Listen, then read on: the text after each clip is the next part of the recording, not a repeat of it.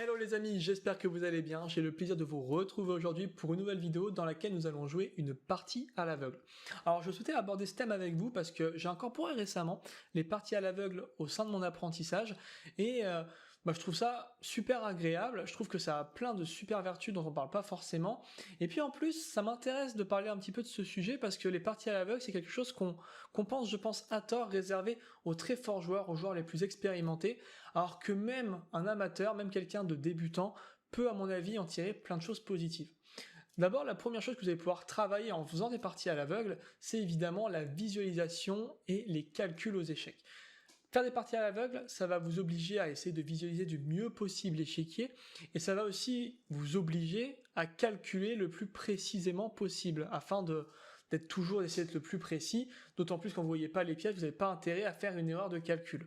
Donc c'est quelque chose qui, couplé par exemple à une méthode d'entraînement comme celle de Woodpecker que je vous ai présentée lors de la dernière vidéo, peut s'avérer super utile, super bénéfique, et c'est un premier gros aspect positif de faire des parties à l'aveugle. Le deuxième aspect très positif, les amis, c'est évidemment la concentration. C'est pas quelque chose de forcément évident, moi je trouve, de réussir à rester concentré lors de longues parties d'échecs. Et le fait de faire des parties à l'aveugle, ça vous oblige à vous recentrer vraiment sur vous-même, sur votre partie, à réussir à faire un petit peu le vide autour de vous, et du coup à jouer une partie en étant totalement concentré. C'est donc un super moyen selon moi de travailler cet aspect-là de votre jeu, c'est un aspect à pas négliger, et je pense que ça peut être super bénéfique, et cela à tout niveau. Nous voici donc sur Chess.com les amis afin de jouer notre partie à l'aveugle. Si vous souhaitez vous aussi faire la même chose depuis chez vous, il vous suffit d'aller dans les paramètres et de cliquer directement au niveau des pièces dans à l'aveugle, comme ceci, et là vous le voyez, les pièces disparaissent et seuls les coups vous seront notés directement à côté de l'échiquier. A noter également que vous pouvez jouer des parties à l'aveugle si jamais vous jouez sur Lichess. Et pour ce faire, je vous mets une petite vidéo en description qui vous enverra vers la chaîne Échecs et Amateurs. C'est une super chaîne YouTube dédiée aux échecs qui fait un super contenu aussi bien instructif que pédagogique. Et il y a un an de cela maintenant, sur cette chaîne était sortie une vidéo sur une partie à l'aveugle jouée sur Lichess. Et dans cette vidéo, il y a un tas de conseils qui sont donnés, qu'on va d'ailleurs tâcher aussi d'appliquer un peu aujourd'hui, et également la méthode afin de jouer une partie à l'aveugle sur Lichess. C'est une vidéo pour l'anecdote qui m'avait beaucoup inspiré lorsque j'avais commencé les échecs. J'avais vu ça il y a, je sais pas, 6 mois, je dirais, quasiment 6 mois que j'avais vu cette vidéo, donc au tout début presque de mon apprentissage. Et lorsque je l'avais vu, je m'étais dit, moi aussi j'ai bien envie plus tard d'essayer les parties à l'aveugle.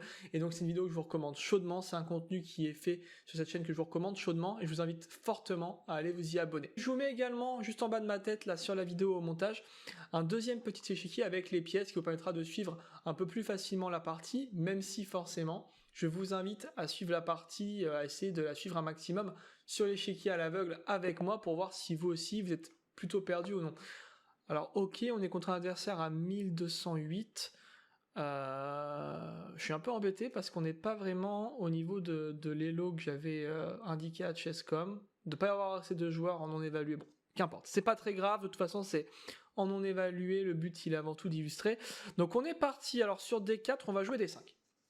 D'ailleurs c'est un conseil que je peux vous donner, il est plus facile, généralement, il peut être plus facile de jouer contre des adversaires peut-être un peu moins forts que votre elo maximum lorsque vous faites des parties à l'aveugle, parce que forcément, ça sera à niveau équivalent, avec un adversaire qui lui voit l'échiquier contre vous qui ne le voyez pas, vous partirez quand même avec un sacré handicap, et ça sera plus dur pour vous. Là, on est peut-être, ça sera peut-être un peu plus simple, même si à mon avis, ça va être très complexe pour nous.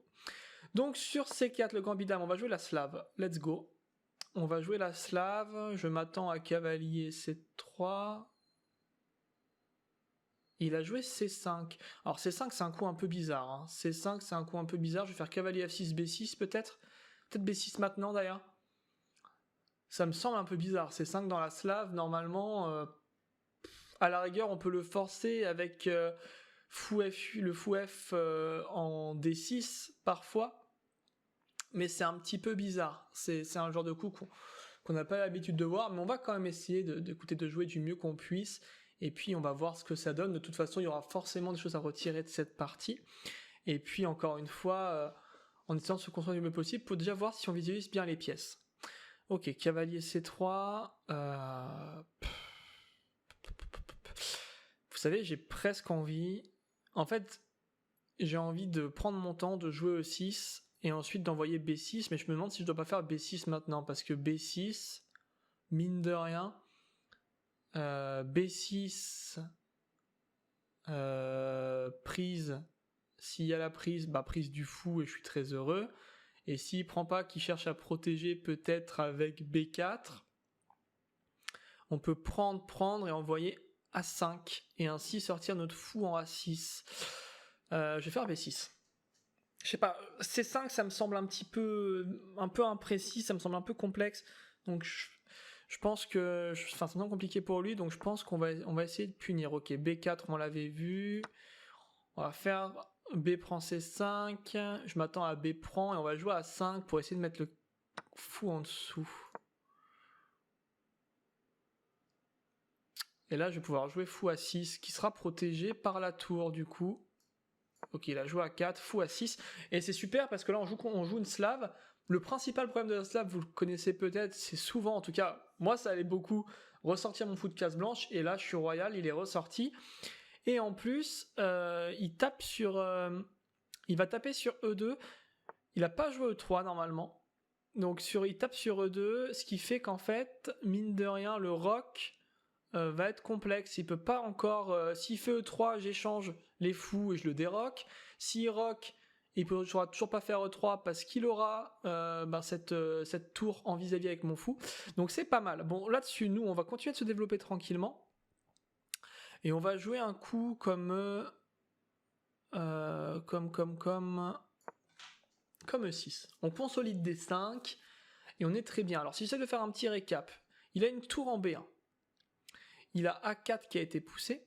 Moi j'ai A5, j'ai mon fou ici, j'ai ma tour en A8, j'ai mon cavalier encore en B8, j'ai E6, E6, D5 et C6 qui sont joués. Lui il a C5, D4. D'accord. Bon alors là il joue fou à 3. Fou à 3, le truc c'est que ça tape directement sur C5 et ça me semble vraiment être un mauvais coup encore une fois. Moi je vais pas trop chercher à comprendre les amis, je vais jouer fou E7 et je vais rocker. Je vais jouer fou E7 et je vais rocker. Mon adversaire qui pour l'instant joue des coups que je trouve un petit peu imprécis. Après attention, je dis pas que les miens sont très très précis, bien au contraire, je pense qu'il y a des erreurs faites de part et d'autre, mais je pense que je suis bien dans ma partie là pour l'instant. Je pense même plutôt très bien. Je peux imaginer ce cavalier qui ressortira à un moment en D7. Cavalier F3 qui est joué. Moi, je vais rocker tranquillement. J'ai encore mon cavalier en F6. Donc, attendez, si on fait un petit point, très important de faire ces petits points-là. Il joue cavalier E5. Cavalier E5, il tape sur quoi? Il faut qu'on visualise. J'ai rien ici. J'ai mon pion F. J'ai... Non, il tape sur rien. Il tape sur rien et finalement, C6, bah... Ah, il peut taper sur C6, si. Il peut taper sur C6. Il peut taper sur C6, qui sera un petit problème quand même. Le truc, c'est que... Est-ce qu'on peut protéger... Est-ce que je peux protéger C6 sans me mettre dans la panade? Peut-être qu'un coup comme Dame D7, Dame D7, Dame D7, cavalier BD7 peut-être, quelque chose dans ce goût-là. Il faut que je protège C6. Il faut que je protège C6, c'est pas évident. Et là, vous voyez au niveau de l'orientation de l'échiquier dans l'espace, ça commence à être plus compliqué. On a passé les 10 coups maintenant. Il a une tour en B1, il a A4, il a A4, pardon, il a un fou en A3, il a un cavalier en E5, il a joué G3, il veut donc ressortir de la sorte. Hein. On va jouer cavalier BD7. On lui propose l'échange des cavaliers. On veut dégager ce cavalier qui est très fort. et qui... Peut-être d'ailleurs que je pouvais le prendre, ce cavalier. Attendez, est-ce que je pouvais pas prendre ce cavalier? Non, non, non, je peux pas le prendre, je suis idiot, il y a des 4 quand même. Dame prend. On a échangé les cavaliers, on simplifie la position. On a toujours, normalement, on a toujours ça. Alors, sauf le pion B, mais on a toujours ça. Nos tours sont liés. Je peux imaginer peut-être... Il a fait petit roc quand même. J'ai bien envie d'envoyer H5, mais c'est un peu présomptueux, je pense. Parce que si on récapitule, j'ai une tour.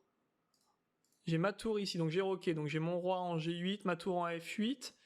J'ai une tour en A8. Oui, en A8.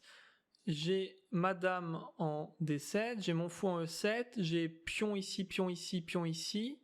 Non, j'ai pion ici, pion ici, pion ici. L'adversaire a pion. Ok. Ok, bon. Bien écoutez, et j'ai cette diagonale là aussi qui est prise par la dame quand même, hein, qui est une bonne chose. Écoutez, je vais envoyer H5. Hein. Je vais attaquer. Je vais attaquer. Sachant que il a roqué. Est-ce qu'il a encore sa dame en D1? Parce que sinon j'ai un pion E2 gratos.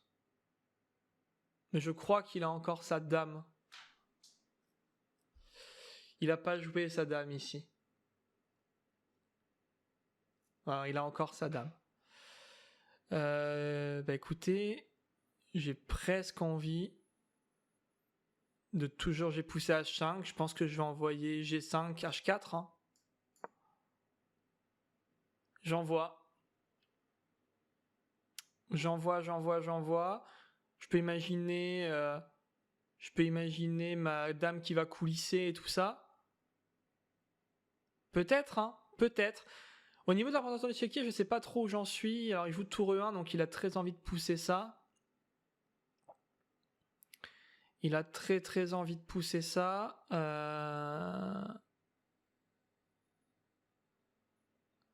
Je pense que je vais jouer G4.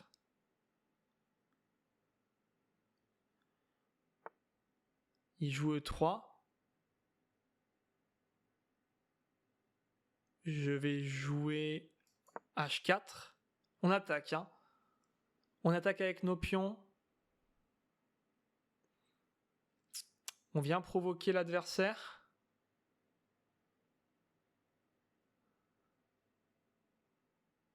On vient clairement provoquer l'adversaire chez lui.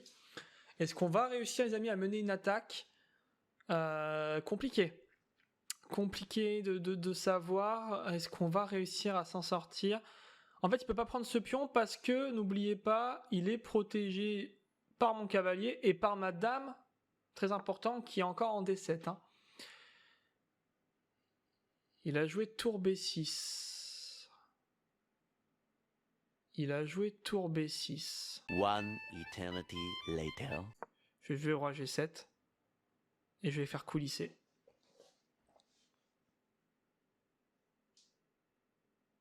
Je protège le pion pour l'instant. Je vais envoyer les tours et je vais essayer de provoquer assez d'échanges pour le mettre dans la panade définitivement.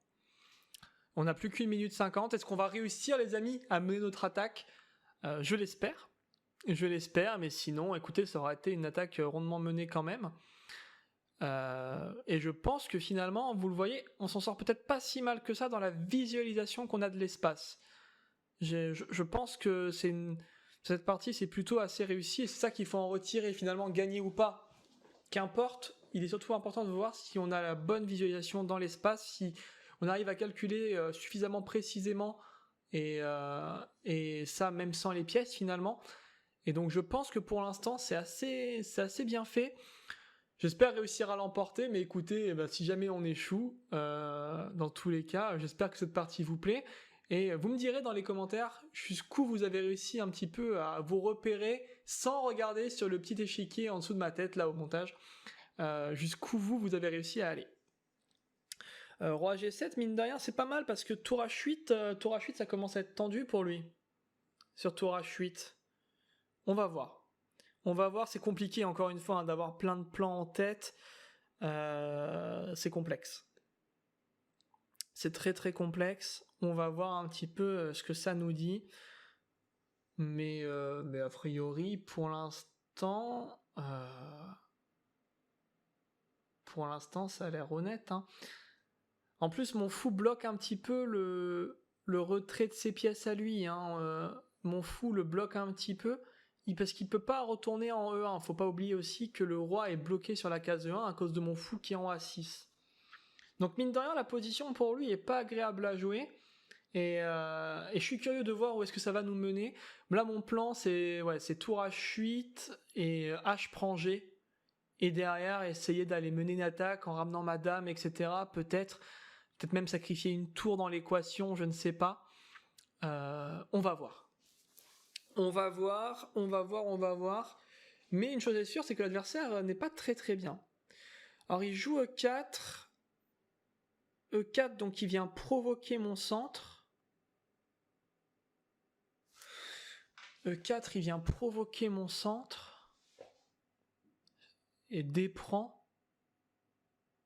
Écoutez, j'ai pas trop le temps de voir. Moi, je vais juste jouer tour H8. Hein. Je vais jouer tour H8. Alors, normalement... il peut faire E5. E5, ça serait désagréable. Ouh, attendez, dans la représentation que j'ai, par contre, ma dame est en fait bloquée ici. Hein. Et il y a un pion en E6. Vous voyez, première erreur. Première erreur importante.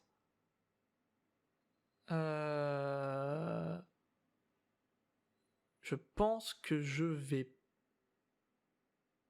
prendre... Ah, mais il prendrait sur échec. Ah, il prendrait sur échec. Ah. Il prendrait sur échec. Si je fais H prend G et qu'il prend sur échec, je fais fou prend. Il faut que je libère. Il faut que je libère la tour. J'attaque. J'accepte de laisser ce cavalier. C'est peut-être pas une très bonne idée. Probablement pas d'ailleurs. Fou prend F6. Il a bien joué. Ah, c'est là que roi G7 avait ses limites, les amis. Roi G7 avait ses limites. Donc fou prend F6. Dame prend G4, échec. Et ça sent pas bon. Et ça ne sent pas bon. Mince. J'ai pas dame prend à cause de ça. Et oui.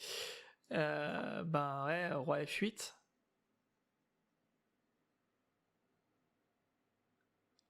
Roi F8 qui malheureusement est presque forcé. H prend G. Oh, il a fait H prend G par contre, ça c'est plutôt positif. J'essaie de remettre le roi en E7 pour permettre de coulisser. Pas sûr que ça fonctionne, hein. Cavalier échec. Cavalier échec. Cavalier prend E5 échec. Et j'ai pas E prend. Oh, j'ai pas E6 prend. J'ai jamais joué E6 dans la partie. Ok, je pensais avoir... Eh ben écoutez, la partie va se terminer là. Alors, on a perdu, malheureusement. Je suis quand même curieux. Écoutez, je vais remettre l'échiquier juste pour voir. Je suis curieux de voir. Ah, mais il y a le clouage. Mais il y a le clouage. Ok. Ok, j'avais oublié le clouage, les amis. Bon, eh bien voilà qui clôture malheureusement cette partie à l'aveugle. Écoutez, on a donné tout ce qu'on pouvait. J'espère quand même que ça vous a plu, j'espère que vous avez trouvé ça intéressant et que la partie vous a semblé intéressante. En tout cas, le but de la partie était pas tant de vous montrer une grande partie que d'expliciter un petit peu la démarche et d'illustrer un petit peu ce qu'était une partie à l'aveugle et à quel point ça pouvait être chouette de faire ça. Donc voilà. Et puis écoutez, si ça vous a plu, je pourrais vous en refaire dans quelques mois pour voir un peu ma progression dans les parties à l'aveugle. Est-ce que je réussirai à l'emporter? Pour l'instant, j'en ai pas gagné une seule. Donc comme ça, pour l'instant, j'en ai pas gagné une seule. On verra ce que ça donne. Dans tous les cas, si cette vidéo vous a plu, je vous invite à vous abonner, à liker, etc., etc., etc. Et puis surtout à nous rejoindre sur Twitch. On est en live tous les matins à 10h. Le lien est dans la description. J'espère que ça vous a motivé. J'espère que vous aussi vous lancerez dans ce petit défi qui est la partie à l'aveugle et que vous en tirerez du positif. Et puis sur ce, les amis, je vous fais des bisous et on se revoit très prochainement pour une nouvelle vidéo. Salut!